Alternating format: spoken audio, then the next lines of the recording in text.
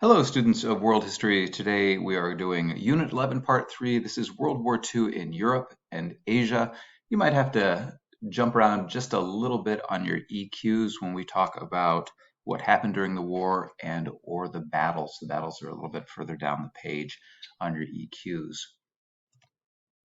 First and foremost, you have to know that World War II started on September 1st, 1939, when the Nazis, the Germans, invaded Poland. They invaded Poland because Hitler wanted Eastern Europe in order to settle Eastern Europe with German people and get rid of the people who were living in Eastern Europe.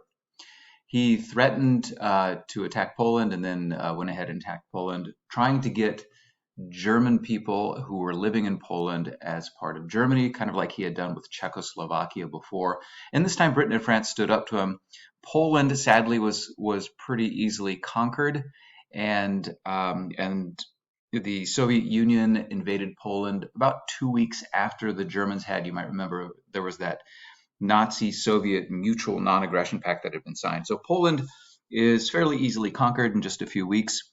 The Germans turned their troops to the west, and in spring of 1940 invaded very quickly Western Europe, taking over Denmark and Norway and the Netherlands and Belgium, Luxembourg, and then in a very quick campaign against France, lasted about 6 weeks, defeated France in 1940.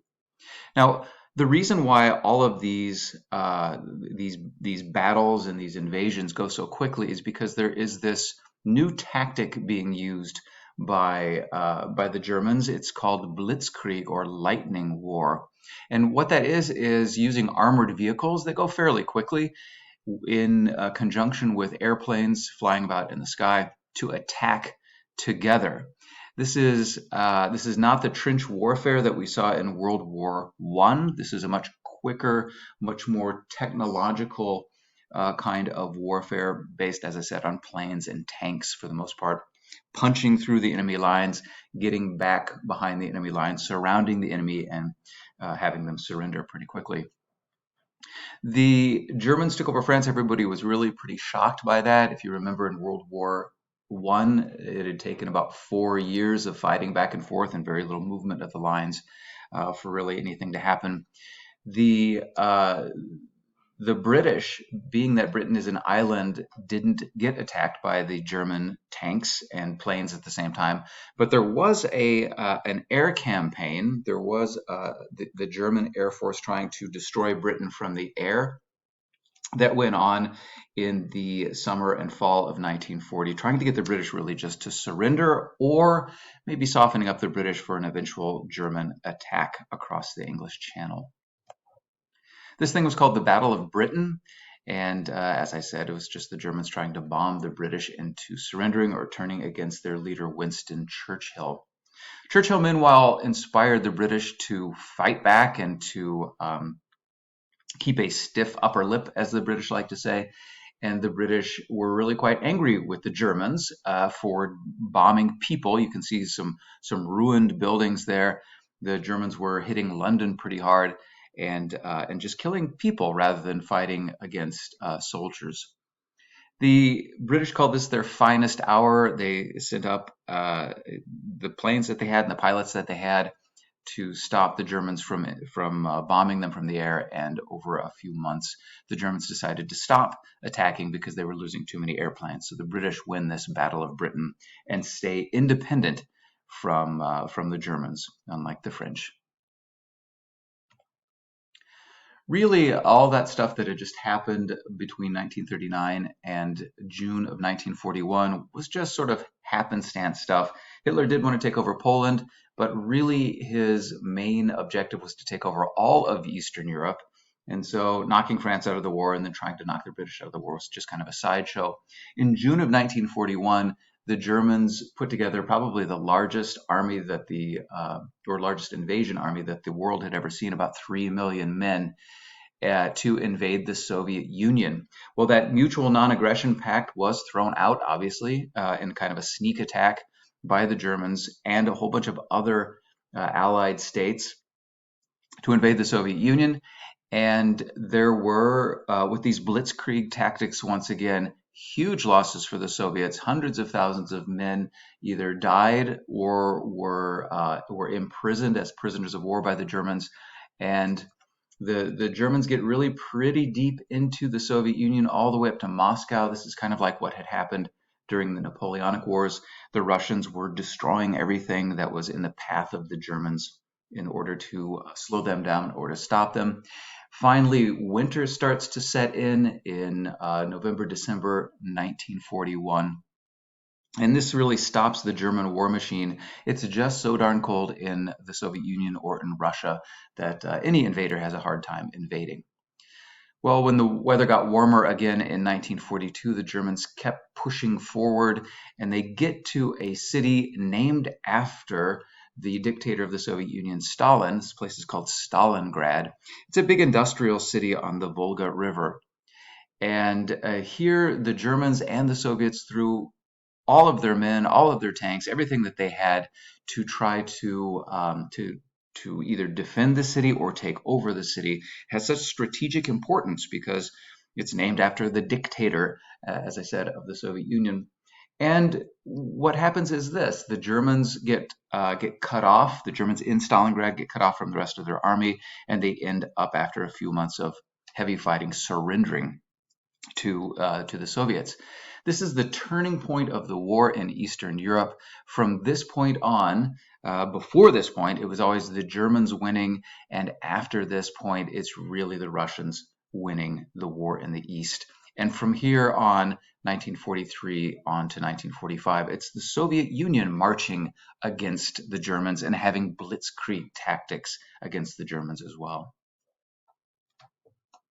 Meanwhile, in Asia, you might remember that Japan had invaded Manchuria, really for raw materials and land, and continued on beyond that, taking over China. Same kind of thing, looking for labor, looking for raw materials, looking for land to take over, all the way up through 1938, really treating the Chinese people terribly. You might remember we read this thing about the rape of Nanking, showing you how awful the Japanese were to the Chinese.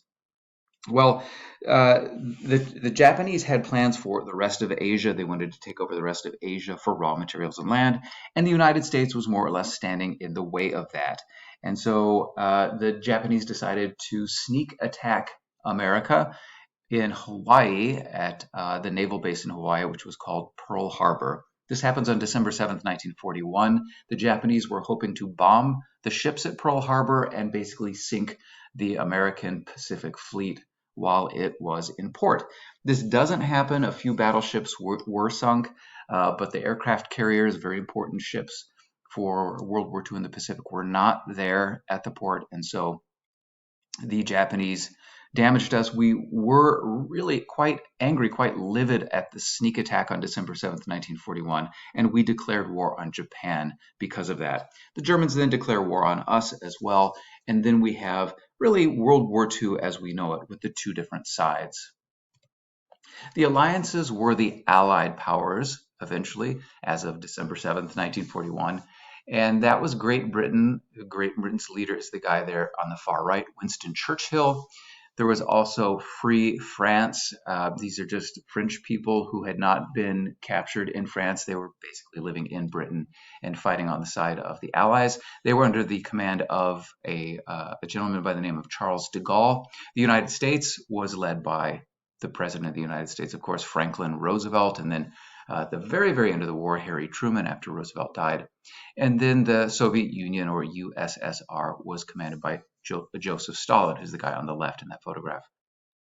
The Axis powers, of course, headed by Adolf Hitler, it was Nazi Germany, and then Italy was headed by Benito Mussolini, and then Japan by Hideki Tojo. There are Mussolini and Hitler having a chat, and then that is Tojo as well. Well, the Japanese bombed Pearl Harbor December 7th, 1941, but really their army and their navy was very busy taking over much of the rest of Asia. And much of the rest of Asia that they were taking over was already controlled by the imperialist nations from the last unit that we talked about, where the United States had the Philippines. The Philippines are taken over by the Japanese. British possessions in China or in Asia, like Hong Kong and Singapore, were taken over by the Japanese. The French had Indochina, or what is more or less Vietnam, and some other countries around it. And the Netherlands, at that point in time, before the Japanese took it over, were controlled by the Dutch East Indies. And so the Japanese take over all of these places. They get access to the raw materials that they wanted, especially rubber and oil, and also control over all of the people there as well. This is a map of the Japanese in the Pacific or in Asia, and you can see that the Japanese had taken over a lot of Asia along the coast with the Pacific, a lot of islands really. And if you go to the west, or excuse me, if you go to the east, you can see things like Guam and the Marshall Islands and Wake Island and so on. And so the Japanese were taking over a lot of these islands and then putting lots of troops or soldiers in those islands and reinforcing them, and keeping a kind of large Pacific empire under their control. Then you can see Pearl Harbor as well on the far right side there. That's part of the Hawaiian Islands. And then notice also Midway Island, because I'll talk about that in just a second. Here is Europe and North Africa and the Axis expansion in those places in 1942-43. Really, towards the end of 1942 is the largest or the farthest advance of the Nazi troops, all the way up to Stalingrad. You can see that on the right side of the map, hopefully. And then even down into North Africa, not quite able to take over the Suez Canal down there in Egypt by Cairo. But really taking over a whole lot of territory and or having allies allied with Germany in control of Europe. Well, the Allies fought back and started to invade or fight back against the Germans and Italians in North Africa first, kind of just testing things out, maybe not so serious as a direct invasion of Europe, and beating the Germans and then also the Italians in North Africa. Invading Italy in 1943. Once Italy is invaded, it didn't really have a very successful war at all, even before that. And so they surrender to the Allies in 1943. The Germans, though, who were there already to help defend Italy, just continued to fight, and the Italians don't get liberated right away. Mussolini is captured by the new Italian government for a short period of time and then rescued by the Germans, and then was dictator of the northern part of Italy that was still under German control. Finally, at the end of the war, he is caught by partisans or resistance fighters, and he's shot.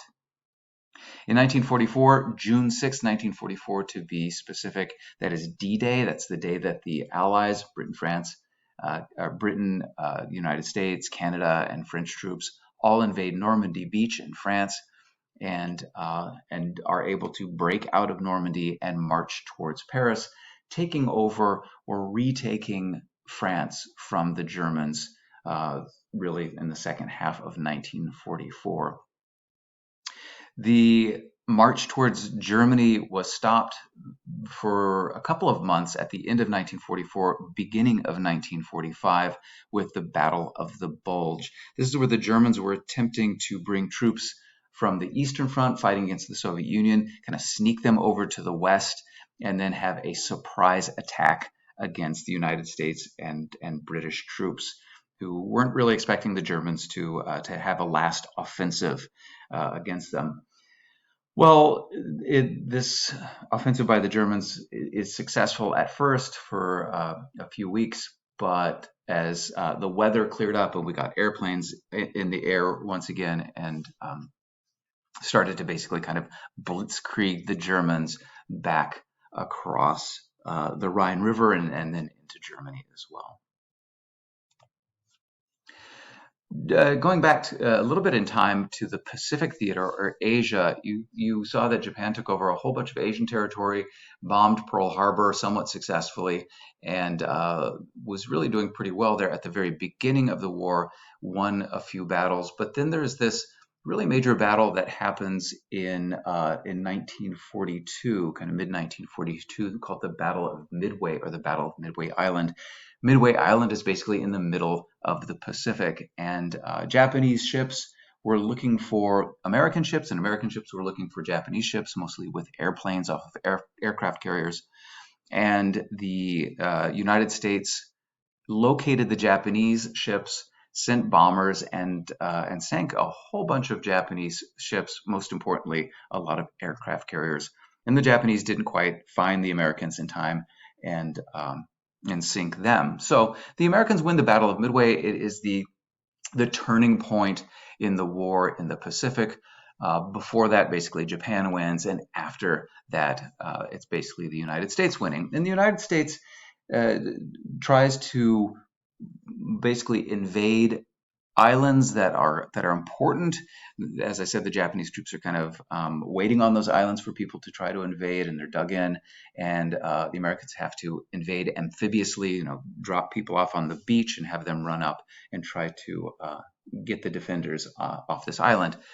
This is a very bloody kind of way to fight a war, and but the United States is successful in taking over the important islands. They also do a lot of island hopping. They skip islands that they don't necessarily need to take over. And if you think about it, if they just skip an island, what are the Japanese troops on that island going to do other than kind of be prisoners on that island that can't get reinforced by Japanese ships?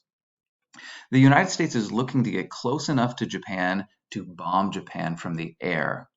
And that starts to happen towards the end of the war. The Japanese start to get pretty desperate with the island hopping campaign.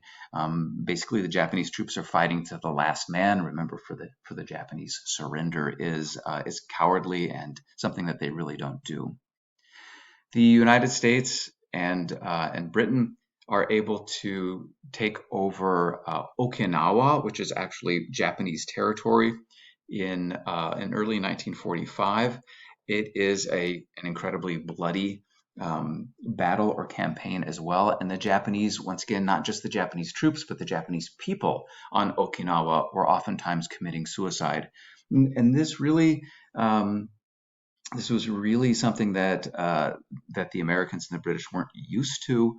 They didn't know how to make a country surrender if surrendering was just absolutely a terrible thing in their culture. So this was a bit of a problem. But once the United States got close enough, they started to bomb Japan by air and really hit the Japanese hard, knocking out their industry and just and killing, quite frankly, a lot of people. Let's switch back over very quickly to discuss the end of the war in Europe. The Soviets liberated. You can see that's in quotes. They were the ones who were able to take over Berlin in an incredibly bloody campaign and battle for that. Hitler was in Berlin in a bunker towards the end of the war, and committed suicide shortly before the Soviets reached him. The western part of Germany was also liberated from Nazism by Britain and the United States and Canada and France. People far preferred to surrender to the Western Allies rather than the Soviets. The Soviets were really pretty terrible to German people because of all the terrible things the Nazis had done in the invasion of the Soviet Union.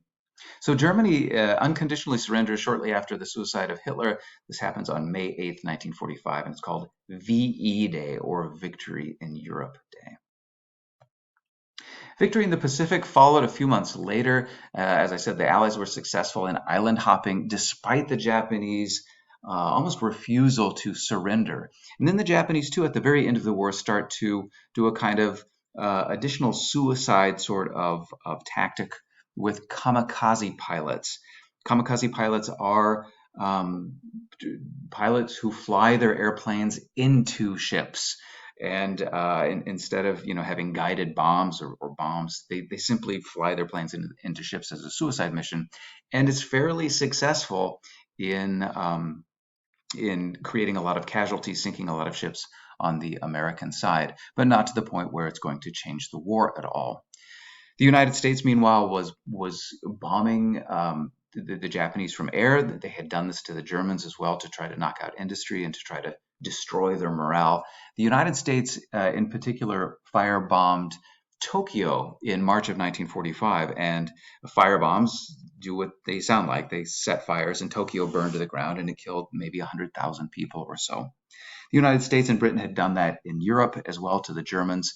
In Dresden, if you read Slaughterhouse Five, you probably know that. President Truman, who's the new president as of April 1945, ordered that a couple of Japanese cities that really hadn't been touched by bombs, ordered that they be destroyed by a new kind of bomb called an atomic bomb. And this is just one bomb able to destroy an entire city and kill tens of thousands of people. So this happens in Hiroshima on August 6, 1945, and in Nagasaki on August 9th, 1945. And finally, when the Japanese realized that the United States has these super weapons that can destroy an entire city, kill tens of thousands of people, with one bomb, this finally gets the Japanese, who are so against surrender, to surrender in September of 1945. Well, that was a lot of information for you. Hopefully you got the info that you needed for the battles, what their significance was, and that sort of thing. And hopefully you can go on to do the U11P3 lecture check. Thanks so much. Have a great day.